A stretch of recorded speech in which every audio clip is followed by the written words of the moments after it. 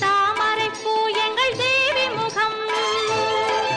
அந்த ஆதிசக்தி கருமாரி ஆலயம் வாழ்வு தரும். ஆயிரம் இதழ் கொண்ட தாமரை பூ எங்கள் தேவி முகம். அந்த ஆதிசக்தி கருமாரி ஆலயம் வாழ்வு தரும். மங்கையரெல்லாம் போற்றி வணங்கும் மங்கள செல்வம். மங்கையரெல்லாம் போற்றி வணங்கும் மங்கள செல்வம். அதை குங்குமத்தாலே அள்ளி கொடுக்கும் கலியுக தெய்வம்.